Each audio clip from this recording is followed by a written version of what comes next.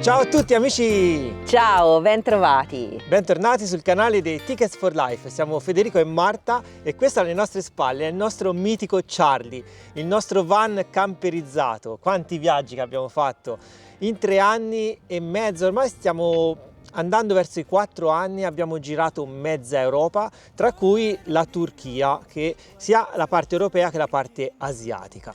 Sul nostro canale potete trovare tutti i video, a partire dall'acquisto del furgone in Germania, omologazione, camperizzazione, quindi se vi interessano scorrete indietro e le trovate. Ci sono tutte le playlist dedicate, quindi ce n'è per tutti i gusti. Volete la Spagna, volete la Grecia, volete l'Inghilterra, trovate tutto quello che volete. Ci avete chiesto in molti, visto che abbiamo appena lasciato la città meravigliosa, sottolineo, di Istanbul, ci avete fatto tante domande e ci avete chiesto informazioni. Quindi abbiamo pensato di realizzare questo video per raccogliere un po' tutti i quesiti, i vostri quesiti, e parlare della nostra esperienza nella metropoli di Istanbul, perché si tratta veramente di una metropoli. In questo modo cercheremo di darvi consigli, informazioni utili, qualora voleste visitarla anche voi. Ci teniamo a sottolineare ancora una volta che si tratta del nostro percorso, delle nostre scelte e della nostra esperienza, quindi non vuole essere una guida a tutto tondo. Ovviamente non riporteremo le cose che non abbiamo visto e toccato con mano, diciamo così, perché vogliamo che sia più fedele possibile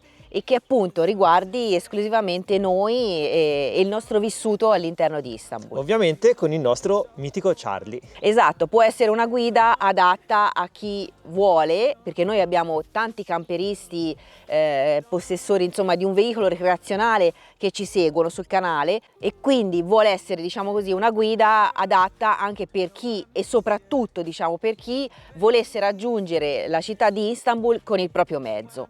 Ma anche chi dovesse arrivare con un aereo, ovviamente ci sarà da saltare la parte relativa al van, dove sostare, come fare. Potrete prendere in considerazione tutti gli aspetti per la visita della città. Ma io direi di iniziare subito. Iniziamo, forza! Iniziamo subito dalle basi, come arrivare ad Istanbul. Ovviamente stiamo parlando di arrivarci con un mezzo, quindi dopo aver fatto i vari attraversamenti delle nazioni che ci sono prima della Turchia, noi siamo arrivati in questo caso dalla Bulgaria, siamo scesi fino al mare di Marmara e poi percorrendo la costa del mare abbiamo fatto una superstrada a grande scorrimento. Pensate, in alcuni punti eravamo addirittura a 12 corsie, erano 2 strade affiancate, 6 corsie per parte, e abbiamo attraversato ovviamente tutta la periferia di Istanbul costeggiando il mare di Marmara. È la strada D100 ed è gratuita. Noi avevamo la vignetta in ogni caso, perché alcune strade della Turchia hanno dei pedaggi, quindi per evitare problemi conviene sempre fare una vignetta elettronica. Si fa una ricarica presso gli uffici postali e poi siamo arrivati dentro la città. Ovviamente se voi arrivate diretti come prima tappa di Istanbul, questa vignetta di fatto non vi serve. Noi ce l'avevamo dall'anno scorso, dall'anno prima, perché abbiamo fatto 3 mesi attraversando tutta la Turchia in lungo e largo e quindi ce l'avevamo, ma non abbiamo fatto nessuna ricarica per andare ad Istanbul, quindi potevamo anche non averla tranquillamente. A questo punto ci vuole pazienza per arrivare al punto X. Il punto X Qual è il punto è X? l'area di sosta. L'area di sosta si chiama Yenikapi Parking, in turco è Yenikapi Parchi. Comunque poi magari ve lo scriviamo qui sotto. Questa è stata la nostra scelta, ce l'hanno consigliata in tanti viaggiatori, amici e viaggiatori che abbiamo incontrato. Ogni qualvolta gli dicevamo che saremmo andati a visitare la città di Istanbul, ci consigliavano questa area di sosta qui, perché di fatto è molto vicina alla parte più centrale e storica. È un parcheggio sostanzialmente in cemento che è vicino a delle strutture sportive, quindi a un campo di calcetto, quindi ci sono delle docce, ci sono i punti di scarico, perché usufruiscono poi dei bagni della struttura. Esatto, e delle docce della struttura. Hanno messo anche una lavatrice, un lavandino per lavare le vostre stoviglie, insomma sono abbastanza attrezzati. Ovviamente non è un campeggio. A proposito di questo, qualcuno di voi che ci segue ci ha chiesto: ma ci sono dei campeggi attrezzati di Istanbul? Allora, dentro la città di Istanbul noi non li abbiamo visti. noi sapete che usiamo l'applicazione Park4Night, Park 4 Night, è scritta proprio così.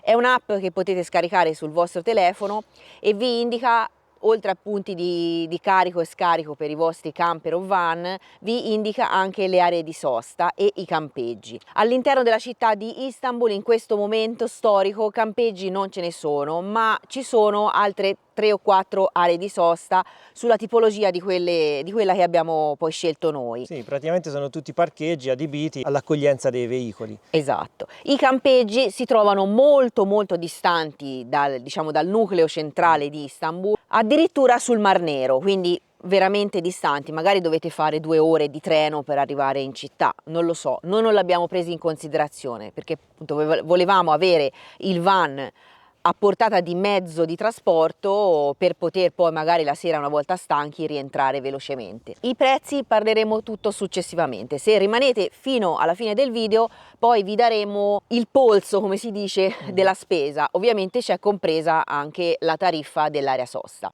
C'è anche un altro modo per raggiungere Istanbul oppure anche per andare via quando l'avete visitata, ovvero quello di prendere un traghetto che vi porta attraverso il mare di Marmara nelle coste della parte asiatica, zona Bursa, ed è molto conveniente.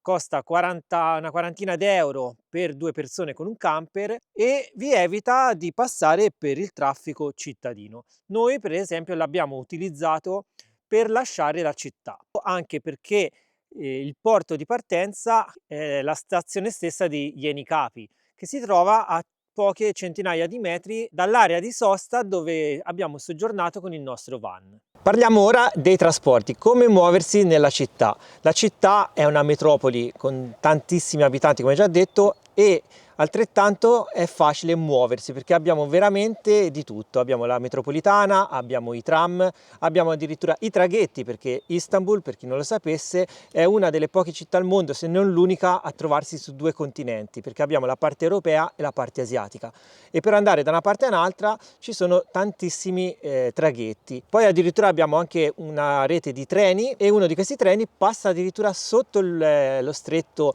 del Bosforo e vi porta da una parte all'altra. Abbiamo poi dei tram storici, abbiamo la funicolare, poi per finire ci sono ovviamente i classici taxi e i pullman collettivi, chiamati anche dolmus. Noi abbiamo scelto quest'area di parcheggio rispetto alle altre perché di fronte a 500 metri, in 5 minuti, c'è la stazione dei treni e della metropolitana, la Yeni-Kapı Station, che vi porta praticamente ovunque.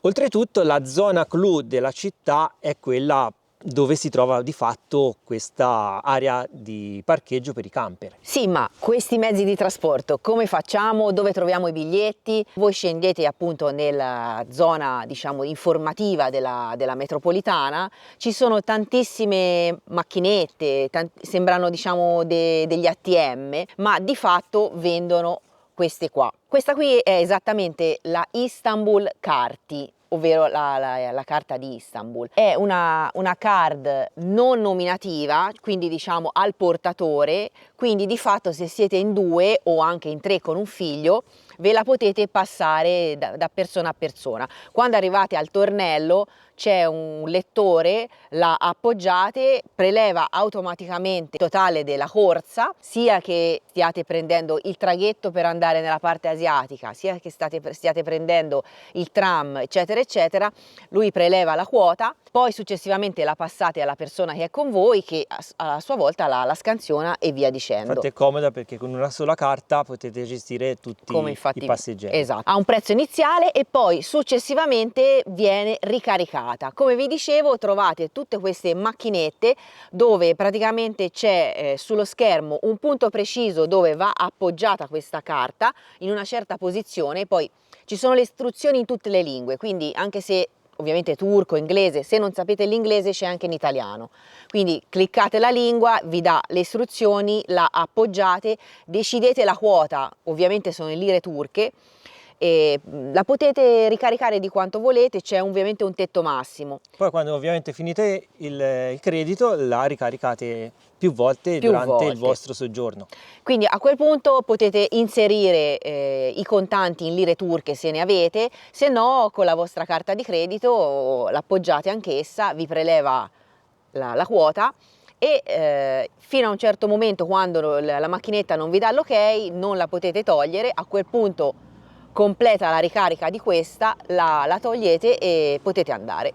Quindi è un'operazione veloce e molto semplice. L'importante, ecco, ci teniamo a dirlo perché abbiamo letto di più persone che una volta inserito l'importo poi la prelevavano subito dal punto dove deve essere appoggiata.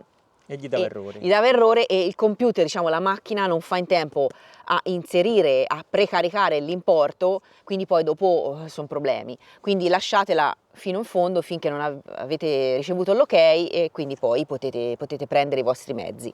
Adesso parliamo delle attrazioni, perché chi va a Istanbul viene attirato ovviamente da tutto quello che può offrire la città. Un mondo.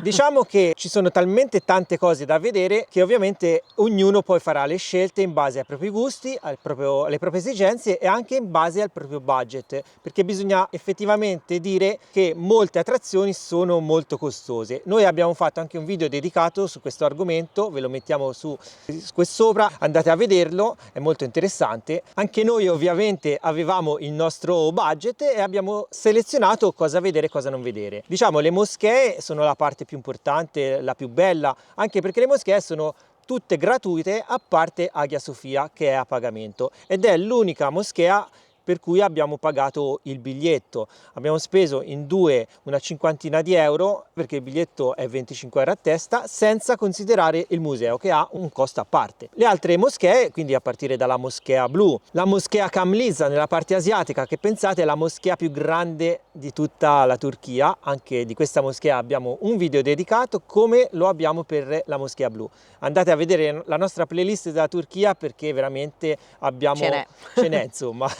Oltre alle moschee poi ci sono tutta una serie di musei, di attrazioni varie. Abbiamo la Basilica Cisterna che ha un biglietto anch'essa elevato e abbiamo il Palazzo Topkapi, famoso Palazzo dei Sultani, che ha un prezzo veramente esagerato. Noi l'abbiamo tagliati fuori e ci siamo dedicati ad altro, però ovviamente dipende dal vostro budget.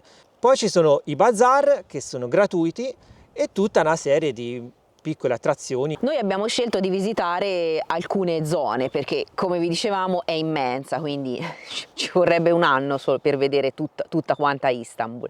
Ovviamente il cuore pulsante, l'attrattiva maggiore è nella zona di Sultanahmet, che è la parte storica, dove per esempio c'è la moschea blu e dove c'è Hagia Sophia, quindi veramente lì troverete la maggiore affluenza di turisti, autobus e tutto quanto, però è la parte, diciamo così, da non perdere. Poi ci sono i vari bazar che non sono lontani, anche a piedi si possono raggiungere. Come diceva Fede, noi abbiamo fatto quello egiziano che è un po' più concentrato sulle spezie, infatti viene anche chiamato bazar delle spezie. Si trovano più o meno tè, infusi, appunto tanti tipi di spezie, dolciumi, queste cose qui. L'abbiamo anche assaggiati.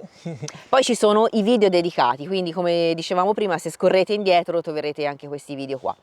Poi c'è il Gran Bazar, che ha il primato assoluto di essere uno dei primi centri commerciali al mondo, lo chiamano così qui, scherzosamente, però veramente è un bazar immenso, non si vede la fine. Entrate, diciamo così, in una città a sé stante e questi sono entrambi gratuiti. Poi ci sono due quartieri che a noi hanno incuriosito molto, sono quartieri dichiarati patrimonio da parte dell'UNESCO e sono il quartiere di Balat e il quartiere di Fener, che di fatto sono praticamente affiancati. Sono quartieri colorati, come troverete anche nelle guide, molto particolari. Appunto anni fa ci vivevano le popolazioni ottomane, quindi ci sono delle costruzioni, degli edifici molto particolari. Palazzi di 200 anni fa, pensate un po'. Esatto, e per lo più colorati. È qui che, diciamo, l'occhio attento del fotografo o dell'instagrammer va lì per fare le foto del secolo. Quindi se vi piacciono le foto, sono quartieri che si prestano molto. C'è una pecca che c'è da camminare e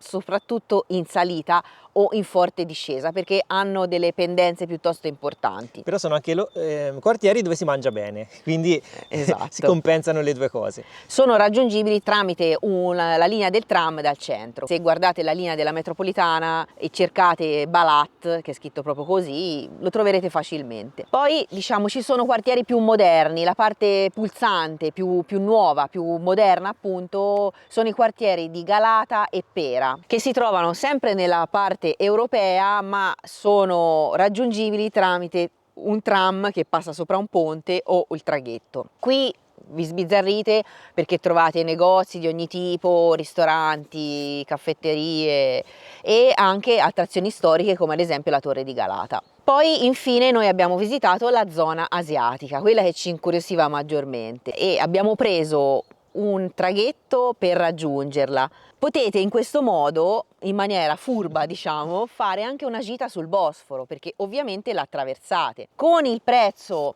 del battello tramite questa veramente pagate delle cifre, ma mi sembra 50 centesimi di euro. Infatti qui vorremmo darvi un consiglio: ci sono delle gite organizzate che costano svariate decine di euro che vi fanno fare questi tour.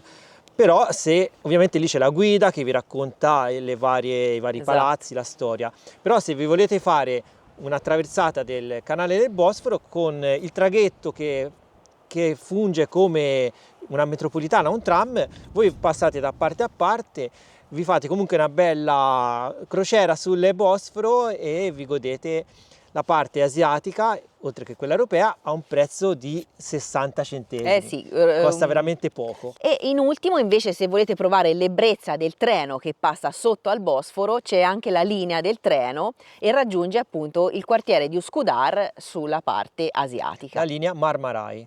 Esatto, quella che poi di fatto partiva vicino alla nostra area di sosta. Visitare Istanbul è bellissimo, però è stancante e mette molto appetito. Certo. E qui veniamo alla parte più interessante, più bella. Che piace a Fede. Perché poi quando uno gira per una città gli viene fame a un certo punto. E quindi come facciamo? Dove mangiamo? Ci sono tantissimi ristoranti di tutte le qualità, di tutte le nazionalità, di tutti i prezzi. Però noi vi diamo alcuni consigli sia per gustarvi appieno i prodotti locali e anche per contenere i costi. Diciamo che il consiglio maggiore è di andare a mangiare e di cercare quindi le locantasi, che sono una sorta di trattorie dove potete mangiare veramente di tutto. Sono praticamente i luoghi dove vanno a mangiare i locali, le persone che lavorano in ufficio, nei negozi, che poi devono staccare. Ovviamente in una metropoli così grande non possono tornare a casa perché partirebbe mezza giornata, vanno in queste trattorie. Locande, perché queste locantasi poi significa di fatto locanda. Trovate i cibi già pronti, quindi mangiate velocemente, e quindi questa cosa è interessante anche perché ottimizzate i tempi, non dovete stare 2 ore al ristorante, quindi arrivate lì, vi danno subito da mangiare, avete tutti i piatti in vista, spendete poco, mangiate bene e avete poi più tempo da dedicare alla visita della città. Aggiungo solo una cosa: spesso sono a conduzione familiare, quindi diciamo magari c'è il padre che cucina e i figli che servono, quindi è anche una cosa molto carina per conoscere anche persone, fare 2 chiacchiere, è proprio cioè ci si sente anche in famiglia spesso. Poi per le varie vie della città trovate tutti i vari kebab, trovate anche i panifici che vengono chiamati firin, che oltre a vendere il pane vi vendono tipo i burek, vendono tanti piatti già cotti, pronti da mangiare, anche caldi. E poi per le strade comunque ci sono tutti questi chioschetti, questi banchetti che vi vendono questi ciambelloni sia vuoti che ripieni, che si chiamano simit, che sono una sorta di brezel, li chiamiamo noi, sono molto simili, sono più morbidi, sì, e possono essere anche ripieni di cioccolata, di marmellate, ci sono di tutti i gusti e sono veramente economici, quindi fate uno spuntino veloce e passeggiate. Abbiamo molte gelaterie, le famose Dondurma. Ovviamente trovate ovunque chi vi darà un chai o un tè turco, quindi sono prodotti da provare sicuramente. E per i buon gustai, immancabile, dovete provare la Cavalti, che è la tipica colazione turca. È una colazione molto abbondante, quelle con tutti i piattini dolce e salata. Dolce e salata, vi riempono la tavola, lì vi dovete dedicare un bel po' di tempo Sì. e poi dovete fare una bella camminata per smaltire tutto quello che avete mangiato. Anche qui trovate un video dove proviamo la Cavalti, ma non una Cavalti qualunque, la migliore Cavalti di tutta la città.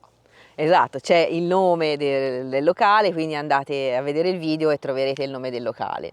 Non è una colazione che fanno tutti i giorni i turchi, qualcuno ci hanno fatto questa battuta. È di fatto la colazione della domenica dei turchi, quindi da provare sicuramente. Un altro prodotto tipico è la famosa pide, che è una sorta di pizza fatta a barchetta, un po' allungata e stretta, e ce ne sono di tutti i tipi, quindi provatele perché è un piatto molto buono. È anche veloce perché loro ve la fanno veramente sul momento, la infornano, la mangiate calda e poi potete ripartire a passeggiare. Noi facevamo così, abbiamo scelto di fare la colazione e spesso e volentieri, perché arrivavamo cotti e stanchi dalla camminata, la cena su Charlie, e il pranzo lo facevamo sempre fuori. Quindi se è una bella giornata e avete voglia di camminare, rappresenta un assaggio appunto veloce di qualcosa di tipico, ma non state al ristorante tutto il giorno. Ovviamente se venite ad Istanbul con un mezzo di trasporto, quindi camper o van che sia, a un certo punto avrete bisogno di fare la spesa, perché come abbiamo fatto noi, la colazione e la cena appunto, vi ho detto, la facevamo all'interno del van, e quindi come organizzarsi? Noi avevamo già l'esperienza dell'anno precedente, quindi abbiamo già avuto un po' una conoscenza di quelli che sono i piccoli market, i grandi supermercati. Velocemente trovate in tutta la Turchia 3 piccole catene di mini market, diciamo, che hanno l'essenziale. Non troppo e non troppo poco, però più o meno hanno sempre le stesse cose. E sono la 101, scritto proprio così, BIM e il SOC, molto simili tra loro. Hanno anche prodotti in vendita non alimentari. Poi, oltre a questi mini market, ci sono dei supermercati come il Migros, che è quello dove noi andavamo di frequente, e il Carrefour, però hanno prezzi un pochino più elevati. Soprattutto il Carrefour, Soprattutto che il è Carrefour. ovviamente una compagnia francese, Esatto. mentre il Migros è proprio il locale, il tipico supermercato turco per eccellenza. Però secondo noi la cosa migliore, e poi di fatto noi facevamo così, soprattutto per l'ortofrutta, le cose fresche, andavamo nelle piccole botteghe e ai mercati, perché qui, oltre a trovare i colori, i profumi di una nazione, di una città come Istanbul, fare incontri e vedere scene bellissime, trovate prodotti sempre freschi, perché vengono portati dai campi chilometro zero, venduti alla giornata, diciamo così, e a prezzi molto molto economici. È bello per più ragioni andare in un mercato. Noi lo facciamo sia per un discorso economico, di risparmio, ma anche perché ci piace aiutare le popolazioni locali, la realtà economica locale. Quindi in questo modo date una mano ai piccoli imprenditori della zona. Parliamo ora della connessione telefonica, quindi sia traffico dati che traffico telefonico. Come sapete, la Turchia è fuori dalla comunità europea, dall'area Schengen, e il vostro telefono non funziona come nel resto dell'Europa. Quindi se andate nei paesi europei potete navigare e telefonare come se foste in Italia, ma quando andate in Turchia no. Anzi, il consiglio, la prima cosa che dovete fare è disattivare il roaming dei dati, perché per ogni mega vi verranno addebitati 50 euro. Assurdo. Se voi vi connettete anche solamente per guardare il meteo. Quindi la prima cosa che dovete fare è disattivare il roaming dei dati e poi dovrete procurarvi una SIM. Ci sono svariate tipologie di SIM, abbiamo sia le SIM fisiche che potete acquistare nei vari negozi di telefonia, oppure le eSIM elettroniche. La scelta va in base al vostro fabbisogno di traffico dati. Noi che ad esempio lavoriamo con i video, condividiamo i nostri contenuti su YouTube, abbiamo bisogno di tantissimi giga. Per questo motivo, quando noi viaggiamo, facciamo sempre le SIM fisiche locali. Quando le troviamo con i giga illimitati, ma nei paesi come la Turchia, dove non troviamo giga illimitati, dobbiamo scegliere la migliore offerta. Noi siamo andati alla Turk Telecom, dove ci davano 50 giga, a seconda delle offerte potete trovare 30, 40, 50 giga a vari prezzi. I prezzi, diciamo, non sono economici, No. si parte dai 30-40 euro, si può arrivare anche a 50 euro, praticamente 1 euro al giga. Però se non avete questi bisogni potete tranquillamente procurarvi una eSIM. Le eSIM ci sono anche con i giga illimitati, ma spesso non vi danno l'opzione di hotspot, e se ve la danno molto limitata, tipo 500 mega al giorno. Noi che produciamo i nostri video, li montiamo con il computer, siamo soliti usare il nostro tablet come router, ci mettiamo le SIM fisiche e da lì andiamo in hotspot sui telefoni, sul computer, e possiamo caricare anche video di 6-7 giga. Con le SIM questa cosa per noi, per le nostre esigenze, non è fattibile, e quindi noi prediligiamo sempre le SIM fisiche. Quando parliamo di SIM fisiche ovviamente parliamo di SIM turistiche. Vi serve comunque il passaporto per avere la SIM, e non potete usufruire dei piani tariffari che usano i locali, perché quelle lì sono a beneficio solo di chi è residente in Turchia. Oltre alla Turk Telecom abbiamo altre due compagnie, che sono la Turkcell e la Vodafone, che si trova praticamente ovunque. Abbiamo anche i wifi, ma abbiamo scoperto che in Turchia è molto difficile usufruire di questi wifi, perché dovunque andiate vi viene richiesto di inserire un codice che vi arriverà tramite SMS. Però gli SMS noi non siamo mai riusciti ad attivarli, abbiamo messo i nostri numeri sia della SIM fisica che dei nostri numeri, e non siamo mai riusciti ad avere questo SMS in ritorno. Dovete registrarvi, è molto difficile. È complesso è il molto procedimento, complesso. sì. Se riuscite comunque a trovare dei punti wifi pubblici dove riuscite a collegarvi, fate molta attenzione alla protezione dei vostri dati, perché potreste incorrere nel furto della vostra identità. È molto importante attivare una VPN, che praticamente è un sistema che va a crittografare il vostro segnale e vi protegge dagli attacchi di hacker e di malintenzionati. Noi utilizziamo la Proton VPN, vi mettiamo il link in descrizione, è molto conveniente, è una delle VPN più attive, più sicure del mondo. È anche semplice da usare, È molto direi. semplice, usa un protocollo svizzero, quindi sapete benissimo che la Svizzera È avanti, è avanti su queste cose. Vi mettiamo il link in descrizione. Se volete fare un viaggio all'estero, non solo in Turchia, anche in altri paesi, valutate la possibilità di applicare la VPN alla vostra telefonia. E potete usufruire anche di uno sconto, insomma, riservato a voi. A tal proposito vorrei anche rispondere a una domanda che ci viene fatta di frequente riguardo Starlink. Noi non abbiamo ancora utilizzato questo metodo perché al momento è molto più costoso delle tradizionali SIM che troviamo in giro per l'Europa. Praticamente noi andiamo a spendere i 20-30 euro al mese, e con Starlink attualmente si va sui 50 euro, quindi è ancora troppo costoso. Un domani non si sa, vedremo, magari siamo aperti a nuove esperienze. a tutte quante le possibilità. Arriviamo a un altro punto, che è la valuta, la moneta. Ovviamente i nostri cari euro non servono più, quindi le mettete nel borsellino e come fare? Carta straccia. Carta straccia.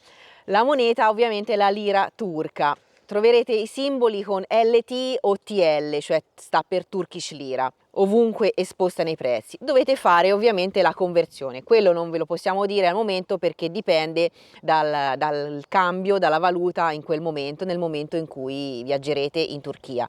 Quindi è semplice, trovate su internet, se avete acquistato la SIM o le SIM, vi serve anche a quello. Fate la conversione e avrete poi tutti i prezzi, diciamo, sott'occhio. Poi alla fine diventa anche un po' intuitivo e dopo uno ci arriva un po' a forza di farlo. Noi abbiamo usato prevalentemente gli sportelli, cioè gli ATM. Mettete la vostra carta di credito e prelevate in lire turche. Oppure ci è capitato anche di usare gli sportelli di cambio, quelli ufficiali ovviamente. Non è che facciamo il cambio dalla prima persona che per strada mette il cartello cambio. Ci sono dei cambi ufficiali con fuori le bacheche esposte a quanto acquistano e a quanto vendono la valuta, quindi potete fare anche lì due calcoli. E qualche volta ci è capitato insomma di cambiare, specialmente mi sembra in centro una volta, però ecco, saltuariamente. Se arrivate ad Istanbul con il vostro mezzo, camper, van, state tranquilli che il carburante è uno dei più economici che si possa trovare, perché Esatto. pensate, i prezzi si aggirano tra 1 euro, 1,10 euro, 1,20 euro al massimo. Quando siamo andati noi in Turchia abbiamo trovato spesso cifre intorno a 1,08 euro, quindi andate tranquilli, pagate con la carta di credito senza problemi, vi fanno sempre rifornimento gli addetti alle stazioni di servizio e voi non dovete fare nulla. Si trova anche benzina verde, allo stesso modo come il Verde. diesel, quindi non abbiate timore, insomma. Tanti marchi, molteplici, c'è solo da buttarci un attimo l'occhio e capire quale nel momento in cui viaggiate nel paese è il più economico. E il gasolio, il diesel, viene chiamato motorin, quindi voi dovete chiedere di farvi mettere il motorin. Motorin. Una delle domande più frequenti, anzi la domanda è: ma come fate con l'assicurazione sanitaria? Bene, è semplice, abbiamo trovato una compagnia che è la compagnia Eimondo, che ci piace molto perché ha un buonissimo rapporto qualità-prezzo, sono carini, il sito e l'app che potete scaricare sul telefono è molto semplice, in italiano, e ci troviamo bene. Fortunatamente non ci è servita, siamo onesti, abbiamo fatto tutti gli scongiuri, è andata bene, non l'abbiamo mai usata. Ma le assicurazioni di fatto non vanno mai usate. Esatto, però ci vuole ragazzi, ci vuole, serve, perché lì siete in un paese extra CEE dove la vostra tessera chiamata TEAM, la tessera sanitaria che tutti conosciamo, non ha alcun valore, è da buttare. E se vi capita qualcosa sono dolori Sono in tutti i dolori, sensi. esatto. Quindi lì sta a voi mettervi e a studiare un po' tutta la situazione prima di partire. Date un'occhiata al sito di Eimondo. Noi abbiamo il codice sconto correlato a noi, quindi se l'acquistate da noi, a noi ci arriva una piccolissima percentuale che fa sempre piacere per sostenere il nostro viaggio. E voi comunque usufruite di quel codice sconto. Vi mettiamo il link giù in descrizione. La sponsorizziamo, diciamo così, volentieri perché sono attivi, è una bella compagnia giovane che poi si capisce anche quello che vende, diciamo così. Esatto, la cosa più bella è che nell'app, se avete un problema grave, basta fare un clic e verrete subito chiamati da un referente che vi chiederà cosa è successo nella vostra lingua. Non ci sono sabati, domeniche, è attiva tutti i giorni 24 ore su 24, questo per noi ci dà tanta sicurezza. C'è anche un'altra domanda che ci viene spesso fatta che riguarda la sicurezza, perché sulla Turchia purtroppo ci sono tanti pregiudizi, ma noi vi assicuriamo che la Turchia è un paese meraviglioso e ancora più meravigliosi sono i turchi. Sono delle persone veramente accoglienti. Noi ci siamo sempre trovati al nostro agio, in piena sicurezza, ci fermavano sempre tutti per chiederci se avessimo bisogno di aiuto, ci offrivano il chai. Anche nei video dell'anno scorso siamo capitati in zone della Turchia dove ci siamo sentiti bussare al vetro e noi ci siamo guardati e che succede? Che succede? Erano i turchi che ci offrivano il chai, quindi persone squisite. Anche un semplice sorriso su un mezzo pubblico, loro sono persone accoglienti, solari veramente che ti donano tanto. Poi ovviamente, come in tutte le metropoli, bisogna cercare di evitare i quartieri, quelli un pochino meno indicati, ma questo funziona così in tutto il mondo, non esiste una città immune da questa cosa. Però in linea di massima noi abbiamo trovato la città veramente sicura. E ci siamo sempre sentiti sicuri, veramente la sensazione anche in mezzo a un bazar, in mezzo a una via centrale, ci siamo sempre sentiti tranquilli e sicuri. C'è anche una discreta presenza di polizia, di militari che migliorano ancora di più questa sensazione di sicurezza. Un consiglio che posso dare alle ascoltatrici donne, diciamo così, è quello nella borsetta di portarsi un foulard, una sciarpa. Questo perché? Perché l'hijab, come viene chiamato dai turchi, non è obbligatorio, cioè le donne possono scegliere di usare il velo come non usarlo. A parte le turiste, questo anche le donne turche, però è obbligatorio quando entrate in una moschea. Oltre ad avere un abbigliamento consono a un luogo di culto come per le nostre chiese, e questo è valido sia per il sesso femminile che il sesso maschile, nelle moschee è richiesta che la donna si copra i capelli, diciamo che non si vedano i capelli fuoriuscire e che abbia il collo coperto. Basta semplicemente, come vi dicevo, portare questo foulard nel vostro zaino, nella vostra borsetta, altrimenti se proprio ve ne dimenticate non ci sono problemi, ve lo forniscono loro spesso e volentieri all'ingresso di ogni moschea. L'Islam è un capitolo a sé, ce ne sarebbe da parlare tantissimo, a noi non ha creato problemi, anzi ci ha affascinato perché abbiamo conosciuto una cultura diversa dalla nostra, che poi tanto diversa di fatto non è. Sono persone come noi, di fatto, credono in un'altra religione, però ecco, c'è una bella atmosfera, non abbiamo sentito pressioni, è tutto molto libero. Ovviamente nei luoghi di culto non potete entrare quando c'è in atto la preghiera, ma spesso e volentieri fuori di queste moschee ci sono dei cartelloni dove sono specificati i momenti di preghiera, che sono almeno 4 volte al giorno, e lì ovviamente così vi regolate, magari come è successo a noi, andate a fare un'altra passeggiata e poi tornate quando la moschea apre nuovamente ai turisti. Poi tanto quando c'è il momento della preghiera lo sentite, lo capite subito perché Esatto. il muezzin inizia a cantare e quindi capite Si che... capisce. Anche a noi il canto del muezzin per qualcuno può essere fastidioso, come l'ha definito, a noi non ha creato nessun problema, anzi l'avevamo sentito anni indietro in altri viaggi, ci ha richiamato un po' vecchie memorie e è una cosa un po' ipnotica per noi, quindi non ci dà affascinante, non ci dà nessun problema. L'Islam, le persone sono, come vi ha già detto Fede, accoglienti e ci piace soprattutto il rapporto che hanno con gli animali. È un dettame dell'Islam, loro aiutano sia le persone che non hanno granché, diciamo così, i poveri, ma aiutano tantissimo anche gli animali. In ogni angolo della città vedete una ciotola di acqua e di cibo per cani, gatti randagi. Istanbul è la città dei gatti, viene definita. In ogni angolo trovate vicino alle abitazioni casette così arrangiate per questi animali pelosi a 4 zampe. È una cosa molto molto bella. Come sapete noi portiamo sempre del cibo dietro per dare da mangiare ai gatti e ai cani randagi, quindi ci è piaciuta tantissimo questa cosa. Pensate che hanno inventato anche dei distributori, in Italia non l'abbiamo visti sinceramente, che mettendo una monetina cade nel basso in alcune ciotoline delle crocchette del cibo per cani e gatti. E alcune addirittura con i rifiuti. Voi mettete Bella. una bottiglia di plastica, delle cartacce, lattine e in cambio vengono fuori le crocchette per i cani e i gatti. Bellissimo. Bellissimo, queste cose insomma a noi hanno affascinato e si vede proprio l'amore di questo popolo, la cura che hanno nei confronti di questi cani, gatti randagi. Qualcuno nei commenti ci ha scritto che Istanbul è molto cara. Come detto all'inizio dipende tutto dal budget che avete e dalle scelte che effettuate, perché chiaramente se uno va negli hotel iper costosi a 5 stelle e nel ristorante super lusso è chiaro che i prezzi si alzano parecchio. Per darvi 2 numeri, noi abbiamo speso per l'area parcheggio 500 lire al giorno. Una cosa importante è che dovete pagarli volta a volta, quindi giornalmente voi dovete dargli 500 lire in contanti, quindi assicuratevi di fare il prelievo.